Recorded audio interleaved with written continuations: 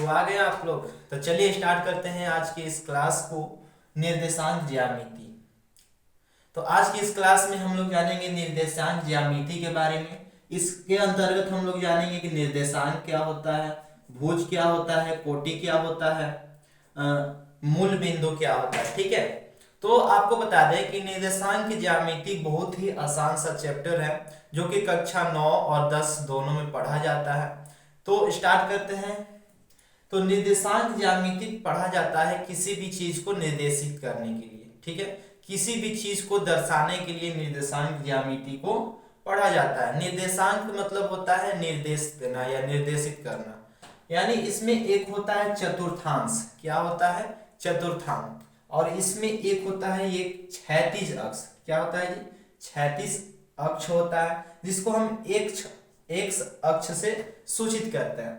और दूसरा ये अक्ष होता है वाई अक्ष, और ये ऊर्ध्वाधर जो अक्ष दिख रहा है इसको वाई अक्ष कहते हैं। हाँ, तो एक्स अक्ष को एक और नाम है जिसे हम लोग कहते हैं भुज। क्या कहते हैं? भुज कहते हैं। एक्स अक्ष को क्या कहते हैं? भुज कहते हैं। और यहीं पर एक वाई अक्ष है, इस वाई अक्ष को कहते हैं हम लोग कोटि कहते हैं। क्या कहते हैं? कोटि। तो समझ में आ गया होगा कि ये एक्स अक्ष है जो इस तरह क्षैतिज जा रही है, वो एक्स अक्ष है, और इसको हम लोग कहते हैं भुज। और ये ऊर्ध्वाधर रेखा है, इसको हम लोग वाई से निर्देशित करते हैं, और ये है कोटि। ठीक है, ये निर्देशांक ज्यामिति में 4 गो अंश होते हैं जिसे हम लोग कहते हैं चतुर्थांश। क्या कहते हैं? चतुर्थांश। जिसमें ये होता है प्रथम चतुर्थांश। क्या होता है? प्रथम चतुर्थांश, इसको चतुर्थांश कहते हैं। और ये हो जाता है दूसरा चतुर्थांश, ये होता है तीसरा चतुर्थांश, और ये होता है चौथा चतुर्थांश। इसको बोलते हैं प्रथम चतुर्थांश, इसको बोलते हैं द्वितीय चतुर्थांश, और इसके बोलते हैं तृतीय चतुर्थांश, और ये है चतुर्थ चतुर्थांश। ठीक है, तो आप लोग चतुर्थांश के बारे में जान गए। अगला है कि भुज। तो आपको अभी जैसा कि बताया गया है कि जो कि क्षैतिज रेखा इस तरह जाती है उसको हम लोग भुज कहते हैं, और इसी को एक्स से निर्देशित करते हैं, एक्स से। ठीक है, और अगला है कोटि। कोटि होता है जैसे कि ऊपर से नीचे ऊर्ध्वाधर जो रेखा आती है उसी को कोटि कहते हैं, और इसे वाई से निर्देशित करते हैं। ठीक है, और अगला है मूल बिंदु। तो मूल बिंदु किसको कहते हैं?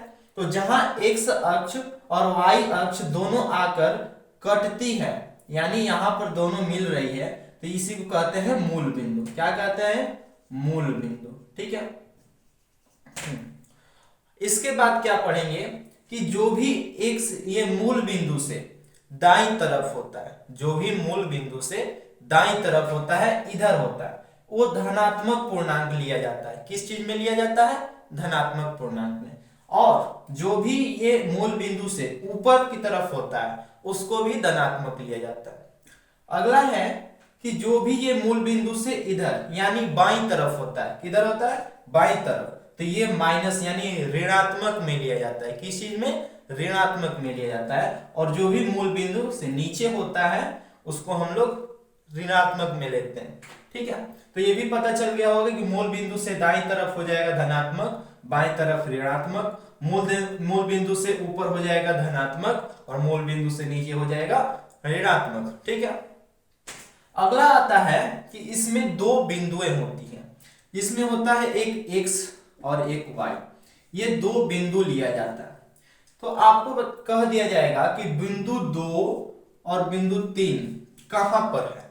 बिंदु 2 और बिंदु 3 कहां पर है?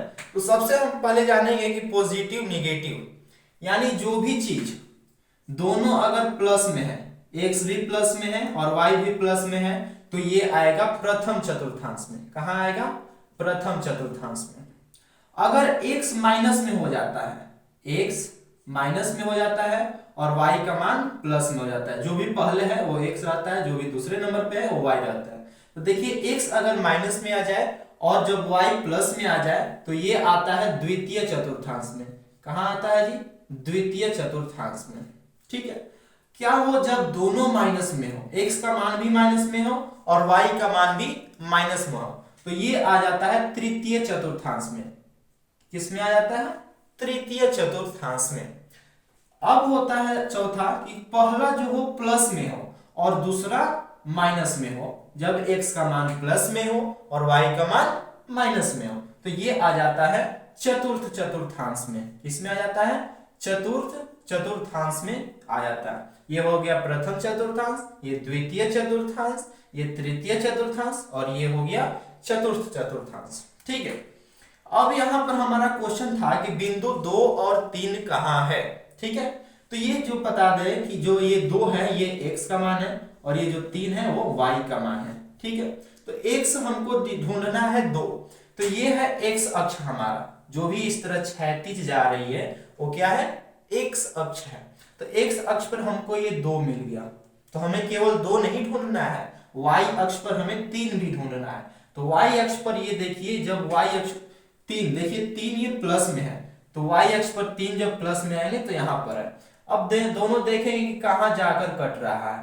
ठीक है, इस तरह पार लेंगे और ये दोनों जाकर यहाँ पर कट रहा है, तो ये बिंदु हो जाएगा 2 और 3। क्या हो जाएगा? 2 और 3। यहीं पर आप लोगों को क्वेश्चन दे दिया जाएगा कि -2 और 3 कहां पर है।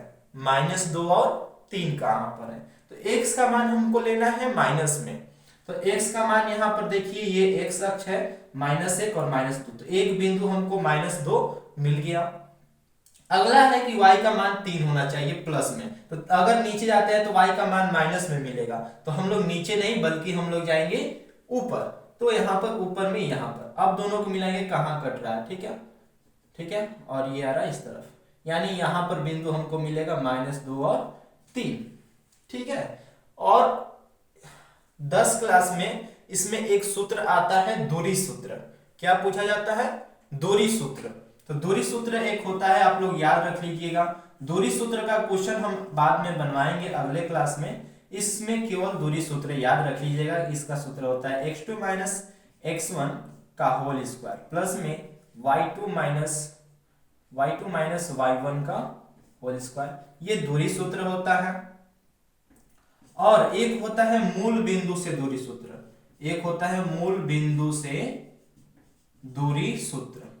दूरी सूत्र तो मूल बिंदु से होता है कर्णी में x² प्लस में y², ये सिंपल सा दूरी सूत्र। अगर दो बिंदु का दे दिया, पूछ दिया जाए, तो ये हो जाएगा x कर्णी में x2 - x1 का होल स्क्वायर प्लस में y2 - y1 का होल स्क्वायर। अगर मूल बिंदु से पूछे तो कर्णी में x² प्लस में y², ये सूत्र होगा।